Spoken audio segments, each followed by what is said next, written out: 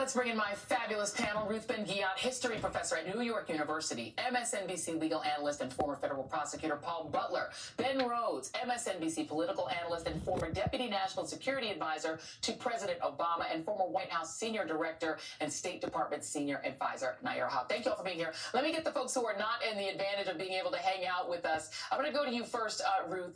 Give me an assessment from your expert point of view of the resistance that we're seeing in the country to all of the Doge, Elon Musk, Trump chaos. Yeah, as we know, we don't have a big generalized nonviolent mass protest, but we have righteous indignation breaking out spontaneously all over the nation. And Joy, I really believe that there's a reckoning that's going to come, because what's happening now at the hands of literally the world's richest man, who has taken control of our government and is using it to enrich himself and investigating. He's, destroying agencies that have been investigating his companies. This brings forth it brings to a peak all of the unfairness of neoliberalism, all of the kind of the rich get richer, and that's one part of authoritarianism. It's more, fewer rights for the many and way more liberties for the few. And so we're seeing a kind of indignation and anger that's erupting at local town halls, in front of GOP members of Congress and in their town halls.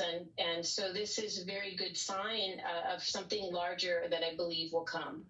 Yeah, I mean, I think it's when people feel things taken away from them personally, right? When they're like, wait a minute, Elon Musk gets fat contracts and the community gets no more Medicaid, no more Head Start, no more food stamps. And also people who live in the community losing their jobs are like, wait a minute, why am I being unemployed so Elon can get richer? It makes no sense. And I think that is part of the resistance. It's not necessarily ideological. Ben Rhodes, I want to go to you on this because, Germany is in this moment too with us. We're not alone. Like, one of the things that actually makes me feel better is to know that we're not going through this alone. This sort of crypto-fascist movement is moving all over the West.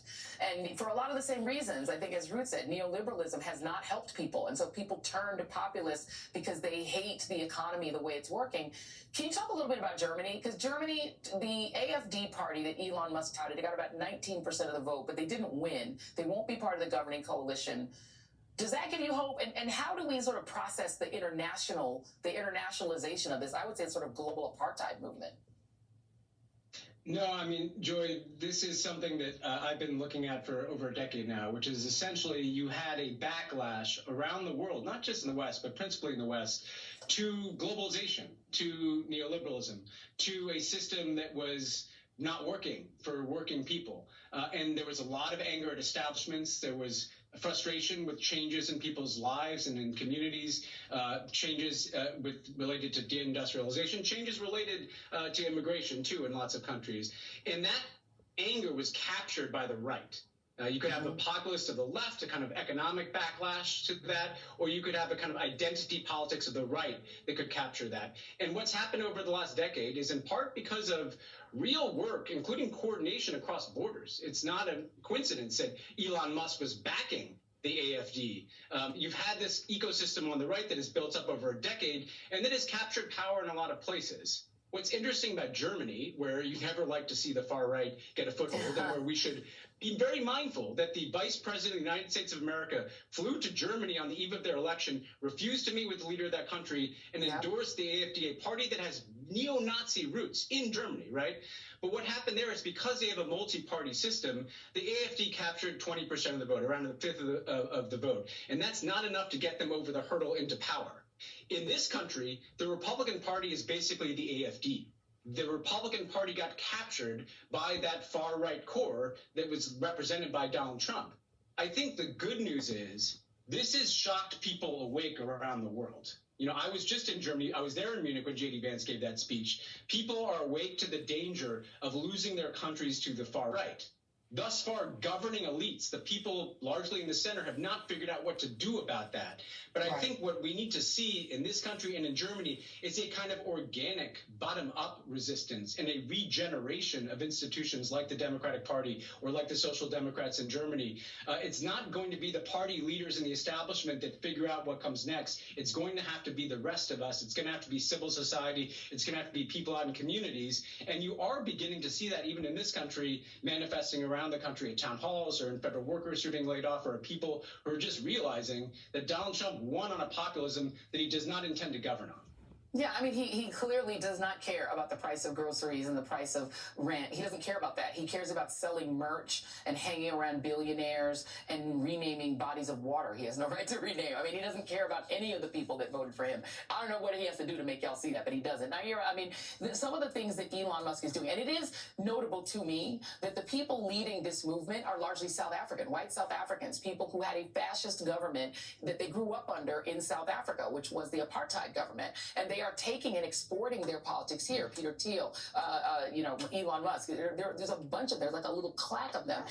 And Donald Trump, right? And this but I want to talk to you about the destruction of the State Department and U.S. aid, and how, interestingly enough, it is radiating potential poverty into the American heartland, right? Because it turns out a lot of that aid goes to American farmers. Not only does it go to American farmers, but it is it's the type of aid that has sustained America's industry and dominance in the world. And it's only been a penny on a dollar of the U.S. budget. Like, it is such a fraction of a penny if the U.S. budget was an entire dollar. Yet it says something that the world's richest man is targeting that, right? Humanitarian aid, things that support massive U.S. industries, helping humanitarian and poor people around the world. The richest man in the world wants to target that before he tackles the bloated military budget that even Eisenhower warned us about. I mean, it just goes to this broader idea that many in this clique of South Africans, they believe in a CEO monarch. They think democracy is broken. The idea that people have power-sharing agreements, people of all colors, shapes, and sizes, is completely against their own philosophy. I mean, these guys, these dudes, came up with privilege and daddy's money. Yeah. And it does not work for them in this society to see that other people have access or equal access to that. So they champion this idea of a CEO monarch. They have Donald Trump in there, who's willing then to cede power. Yeah. And they have a Congress that has also ceded its power. Yeah. And let me just bring you in here, Paul, because what's happened now, can I just show this? An Idaho protester getting dragged out of a town hall. This is a Republican town hall. Can y'all just see this? You're starting to see, and you and I did a lot of Black Lives Matter. We covered a lot of the way that Black people are treated. We're now seeing these this is not a Black people thing. You're seeing in all white audiences in places like Idaho, people being dragged from their seats, being treated brutally. You're seeing federal workers who've now had to sue because they get an insulting email saying, justify your job or we're going to have to remove you, at a 19-year-old Senate. Can you talk about the sort of legal recourse and fight back? Sure. So I became a lawyer inspired by heroes like Thurgood Marshall and Constance Baker Motley, who the last time there was a constitutional crisis when southern states just weren't going to follow Brown versus Board, they said you have to, and they made them. And so now we have judges who are stepping up. There are 20 different lawsuits already generated by Trump 2.0. A judge has told Trump that you cannot freeze money that Congress has allocated for foreign aid. So you got to release the money that was going to help save people's lives. The problem is the Trump administration has not responded. They're literally ignoring that order. There's going to be a court hearing this week.